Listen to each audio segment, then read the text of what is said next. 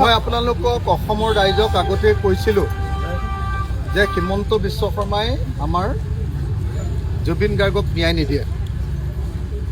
মই কৈছিলোঁ যে হিমন্ত বিশ্ব শৰ্মাই যিখন চাৰ্জশ্বিট দিছে, হিমন্ত বিশ্ব শৰ্মাৰ পুলিচে সেই চাৰ্জশ্বিটত কেতিয়াও অপৰাধীৰ কেতিয়াও শাস্তি নহয়। মই কেইবাবাৰো কৈ আছোঁ, অসমৰ মানুহে শুনিছে নে নাই মই নাজানো, বুজিছে নাই মই নাজানো, গ্ৰহণ কৰিছে নে নাই কথাটো মই নাজানো, কিন্তু মই বাৰম্বাৰ আপোনালোকক কৈ আছোঁ, অসমৰ ৰাইজক কৈ আছোঁ যে জুবিন গাৰ্গক ন্যায় দিবৰ কাৰণে হিমন্ত বিশ্ব শৰ্মাই বিচৰা নাই, জুবিন গাৰ্গক অন্যায় কৰিবৰ কাৰণেহে হিমন্ত বিশ্ব শৰ্মাই চেষ্টা কৰিছে। সেইকাৰণে আপোনালোকে নিশ্চয় দেখিছে যে কেইদিনমানৰ আগতে সিদ্ধাৰ্থ শৰ্মাৰ যি আপোনাৰ পানীৰ ফেক্টৰী আছিলে, সেই একুৱা ফেক্টৰীটো খুলি দিলে।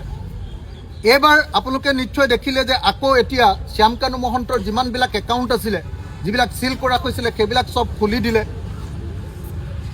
তাৰ পাছত আকৌ কি হ'ল, আপোনালোকে অসমৰ মুখ্যমন্ত্ৰীয়ে কৈ আছে সদায় যে যিদিনাই আমি কি কয় এইটো আপোনাৰ খৰটকীয়া কি কয় এইটো ফাৰ্ষ্ট ট্ৰেক আদালত দি দিম, ফাৰ্ষ্ট ট্ৰেক আদালত দি দিয়াৰ পাছতে অপৰাধীবিলাকে অভিযুক্তবিলাকে বেল পাই যাব।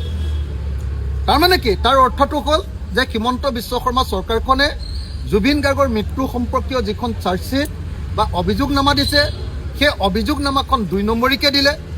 তাৰ শাস্তি হ'বৰ কাৰণে সেই অভিযোগনামাখন দিয়া নাই, এখন দুৰ্বলকৈ দিলে, বাচিবৰ কাৰণে ব্যৱস্থা কৰি দিলে। তাৰ ফলস্বৰূপে এটা ষ্টেপত অপৰাধীবিলাকে অভিযুক্তবিলাকে ৰেহাই পাই গৈ আছে, আৰু ইলেকশ্যন যিদিনা শেষ হ'ব তাৰ পাছদিনাই গোটেইকেইটা মানুহ জেলৰ পৰা ওলাই যাব।